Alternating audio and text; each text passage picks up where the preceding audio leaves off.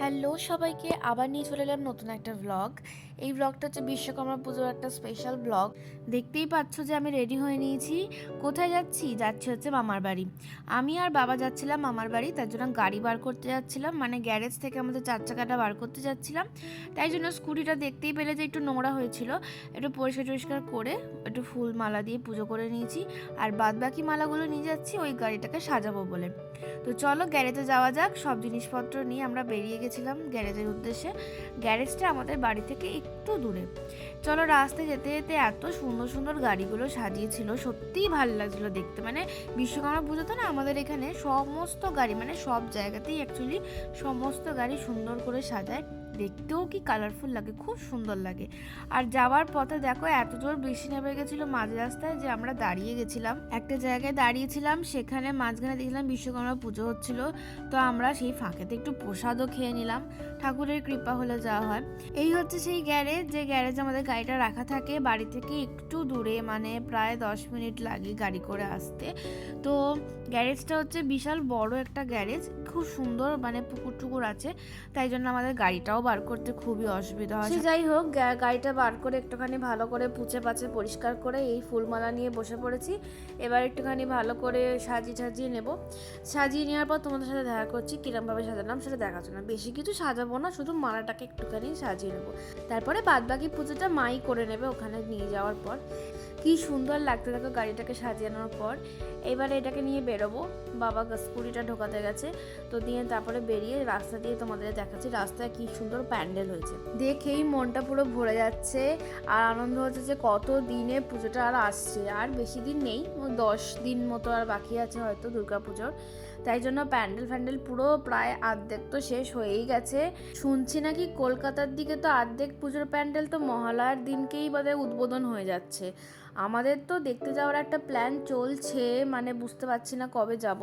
মানে ওই এখন তো নয়ই, মানে পুজোর আগে ওই তৃতীয়া চতুর্থী বা পঞ্চমীর দিন একটুখানি ঘুরতে যাওয়ার প্ল্যান আছে, সেটাও তোমাদের সাথে অবশ্যই আমি শেয়ার করব। তোমাদেরকেও নিয়ে যাব সেই প্যান্ডেল দেখাতে, মানে আমার ভিডিও থ্রু দিয়ে তোমরা দেখতে পাবে সব কিছু। আর এই হচ্ছে বাবা গাড়ি চালাচ্ছে, তোমরা অ্যাজ ইউজুয়াল দেখতেই পাচ্ছ। আর আমি পাশে বসে গান চালিয়ে গান শুনতে শুনতে আরাম করে যাচ্ছি। আর মা ওখানে আগে চলে গেছে, কারণটা বলে দিই। মা আমাদের মার বাড়িতে হচ্ছে রান্না পুজো হয়, ছোটোবেলা থেকেই আমরা যাই, আর আমার ভীষণ ভালো লাগে খেতে। তো মা আগের দিন রাত্রিবেলা চলে যায়, গিয়ে মামিকে হেল্প করে সমস্ত রান্না করতে, কারণ অনেকজন খায়, অনেক রান্না বান্না হয়, তাই জন্য হেল্প করে। আর চলে এসেছি দেখো মামার বাড়িতে। এখানে এসে আবার মাকে ডাকলাম যে এসে গেছি, চলে আসো, গাড়িটা পুজো করে নাও। সেই জন্য মা সব কিছু নিয়ে ধূপ সিঁদুর টিঁদুর নিয়ে যেরকমভাবে পুজো করে, মানে আমাদের ওই বামুন টামুন দিয়ে অতটা পুজো করি না, মানে আগে করেছি, প্রথম বছর করেছি। এই বছর ওই যেহেতু এখানে চলে এসেছে তাই জন্য মা নিজেই একটুখানি ধূপ আর একটুখানি গঙ্গা জল দিয়ে পুজোটা করে দেয়। পুজো করে তারপরে মামার বাড়ির ভেতরে যাচ্ছি। আমার মামার বাড়িকেও তোমরা তো কোনোদিনও দেখোনি। মামার বাড়ি হচ্ছে উত্তরপাড়া, মানে হিনমোটের উত্তরপাড়ার মাঝামাঝি আর কি জায়গাটার।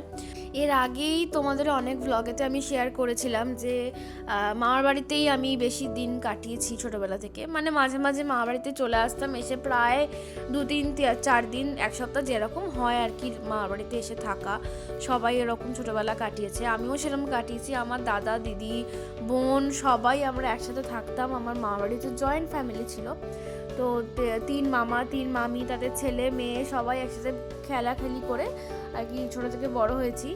এখন সবাই বড় হয়েছে, একটুখানি বিয়ে হয়ে গেছে কারোর, সবাই এখন কাজ করে, আমিও চাকরি করি, আমারও আসার এখন আর অতটা সময় হয় না। তাই জন্য যখনই আসি তখনই ভাল লাগে, সবার সাথে দেখা হয়, কথা হয়, এর ঘরে একবার ওর ঘরে একবার, এরমভাবে আমার দিন কেটে যায়। তো তো এই হচ্ছে আমার মামার বাড়ি, সামনের উঠোনটা। এই উঠোনেতে আমরা প্রচুর খেলেছি ছোটোবেলা থেকে, প্রচুর মানে প্রচুর খেলেছি। তা যাই হোক, এই পাশেই হচ্ছে পুকুর। আর এই যে আম গাছটা তোমরা দেখতে পাচ্ছ ডান দিকে, এই আম গাছে ভীষণ আম হয়, মানে ভীষণ আম হয়। আর এই হচ্ছে মানে মনসা গাছ, যেটা অনেক বছর পুরনো আমাদের মনসাতলা। আর এই দেখছো মনসা গাছটা কত বড় হয়ে বেঁকে গিয়ে পড়ে গেছিলো, এটাকে বাঁশের ঠেকো দিয়ে কোনো রকমে আটকে রাখা হয়েছে। মানে হ্যাঁ, হয়তো অনেকে বলে যে এত বড় মনসা গাছ রাখতে নেই, কিন্তু আমাদের কাটার নিয়মটা নেই, তো তাই জন্য মানে মনসা গাছটা ওরকম বাঁশ দিয়ে ঠেকো দিয়ে ওখানেই পুজো করা হয়। তো সেদিন যেহেতু মনসা পুজোও ছিল, মনসা পুজো হয় রান্না পুজোর দিনকে, তাই জন্য পুজো করা হয়েছিল। আর এই দেখে নাও আমার মা বসেছে খাবারগুলো সব দেখাচ্ছিল তোমাদেরকে সব খুলে খুলে, আমি বলতেই ভুলে গেছি।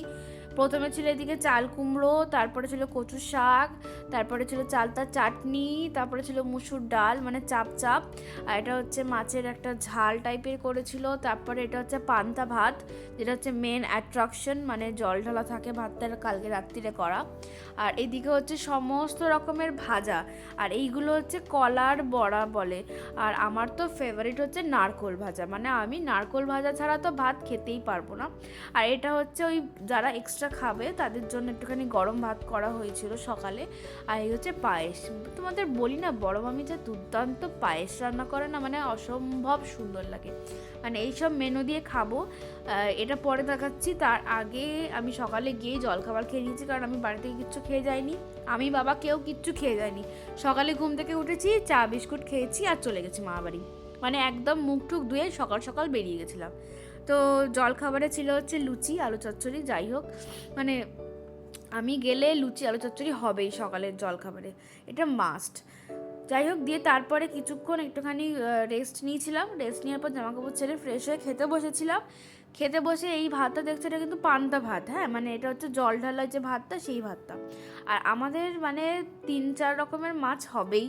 তো এখানে ছিল ফার্স্ট হচ্ছে পমফ্রেট ভাজা, তারপরে ছিল হচ্ছে কাতলার মাছটা ঝাল হয়েছিল, আর আমার জন্য স্পেশালি ছিল হচ্ছে ইলিশ মাছ ভাজা। মানে আমি ইলিশের ঝালটা খুব একটা পছন্দ করি না, তাই জন্য ইলিশ মাছ ভাজাটা আমি একটুখানি প্রেফার করি বেশি। আর এই হচ্ছে আমার বড় মামি, হ্যাঁ, সব রান্না ইনি করেছেন, আমার মাও হেল্প করেছে একটুখানি, কিন্তু বেশিরভাগই আমার সব বড় মামি রান্না করে, আর খুব ভালো রান্না করে। মানে আমার তো ফেভারিট হচ্ছে এই চাল কুমড়োটা, এই যে চাল কুমড়ো নারকোল দিয়ে যে মিষ্টি মিষ্টি করে একটা হয়, মানে এটা হচ্ছে অসম্ভব সুন্দর লাগে খেতে। মানে তোমরা যদি খেয়ে থাকো তোমরা জানো যে রান্না পুজোর খাবার যে কী ভীষণ টেস্টি লাগে এই পান্তা ভাত দিয়ে। মানে আর বছরে হয়তো কোনো দিনও সেই পান্তা ভাত দিয়ে আমরা হয়তো এত কিছু ট্রাই করি না, আর মানে ভালোও লাগে না বোধহয় সেই টাইমে ওইগুলো দিয়ে খেতে। কিন্তু বিশেষ করে এই পুজোতে যে রান্নাগুলো হয় সেগুলো বেশিরভাগ পান্তা ভাত দিয়েই খেতে বেশি ভালো লাগে, গরম ভাত দিয়ে খেতে ভালোই লাগে না, কেন কে জানে। তো তোমাদের বাড়িতে কি কি রান্না পুজোতে হয়, কি কি মেনু হয় আমাকে কমেন্ট করে জানিও। আর রান্না পুজো হয় কি না সেটাও আমাকে জানিও, কারণ আমাদের ছোট থেকে রান্না পুজো নেই, মানে আমার বাড়িতে নেই, মানে আমার বাবার বাড়িতে রান্না পুজোটা হয় না। ছোটোবেলায় ঠাকমা করতো, দিয়ে তারপরে বন্ধ করে দিয়েছিল। তো আমার মামার বাড়িতে ছোটো থেকেই আমরা যাই খেয়ে আসি। আমার তো ভীষণ একটা ফেভারিট একটা উৎসবের মধ্যে হচ্ছে এই রান্না পুজো, কারণ আমি পার্সোনালি খেতে ভীষণ ভালোবাসি, তাই জন্য খাবারের কিছু যদি উৎসব হয় তাহলে তো মানে আমাকে কে দেখে আর কি। আর আমার মামার বাড়ি যেহেতু মাছের ফ্যামিলি, মানে মাছের বিজনেস আছে সবারই, তাই জন্য মাছ তো মাস্ট। আর মাছগুলো তো কি অপূর্ব লাগে আমার, এই বড় মাছের যে কাতলার পেটিগুলো হয় তেল তেলে, উফ, মানে সেটা ছাড়া আমি ভাত খেতেই পারবো না মা বাড়ি গেলে, বলতে গেলে মানে আমার জন্য ওই পেটিটা আসবেই। এরপরে পায়েসটা দেখবে, পায়েসটা পুরো ক্ষীরের মতো খেতে, অসম্ভব সুন্দর হয়েছিল পায়েসটা খেতে। দিয়ে পায়েস টায়েস খেয়ে দুপুরবেলা পেটটা একটু ভরিয়ে একটুখানি রেস্ট নিয়ে চলে গেছিলাম ছাদে ঘুড়ি ওড়াতে। মানে বিশ্বকর্মা পুজো আর ঘুড়ি ওড়াবো না, এটা হতেই পারে না, আমাদের রিচুয়াল এটা। প্রত্যেক বছর ছাদে গিয়ে আমার দাদারা আসে, দাদার বন্ধুরা আসে, সবাই মিলে একসাথে ওপরে গিয়ে আমাদের ঘুড়ি ওড়ানো হয়। এবছরও তার ব্যতিক্রম হয়নি। তো এটা হচ্ছে ঘুড়ি ওড়ানোর প্রস্তুতি চলছে। দিয়ে তারপরে ঘুড়ি ওড়ানোর সময় অনেক হাসি ঠাট্টা গল্প ইয়ার্কি হচ্ছিল। ছোটবেলা থেকে অনেক স্মৃতি আছে এসব ঘিরে, তোমাদেরও নিশ্চয়ই এরকম অনেক স্মৃতি আছে অনেক বিশ্বকর্মা পুজো রান্না পুজো নিয়ে। তোমাদের কার কার বাড়িতে রান্না পুজো হয়, কি কি হয় মেনুতে, আমাদের মেনুতে তোমরা দেখলে আমারও জানতে ইচ্ছা করে যে কার বাড়িতে কি মেনু হয়, কারা কীরমভাবে সেলিব্রেট করে বিশ্বকর্মা পুজো। তোমরা অবশ্যই আমাকে কমেন্ট করে জানিও, আর আমার ভিডিওতে কি কি ভালো লাগলো সেগুলো আমাকে জানিও, আর কি কি আরও ইমপ্রুভ করতে হবে সেগুলো তোমাদের ওপিনিয়ন আমি নিতে চাই, কারণ নতুন শুরু করেছি, অনেক কিছু শেখার বাকি, এখনও অনেক কিছু জানার বাকি। তোমাদের থেকে জানলে আমারও খুব ভালো লাগবে সেই জিনিসটা। আমি আরও অনেক কিছু ইমপ্রুভ করার চেষ্টা করব। আমার সেই কমেন্টসগুলো পড়ে নিজের লাইফে সেগুলো ইমপ্লিমেন্ট করতে খুব ভালো লাগে। তো সেগুলো তোমাদের সাথে আমি শেয়ারও করি যে কী কী নতুন নতুন শিখেছি। তো সব একটুখানি প্লিজ কমেন্ট করে জানাও, বেশি বেশি করে কমেন্ট করো, যাতে কিনা আমি বেশি বেশি ইমপ্রুভ হতে পারি। ভিডিওটা ভালো লাগলে একটা লাইক করে দিও। আর দেখা হচ্ছে নেক্সট একটা খুব সুন্দর ভিডিও নিয়ে আসছি। আমি পুজোর একটা ভিডিও নিয়ে আসবো, তার জন্য ওয়েট করো। আর সবাই ভালো থেকো আর সুস্থ থেকো। বাই।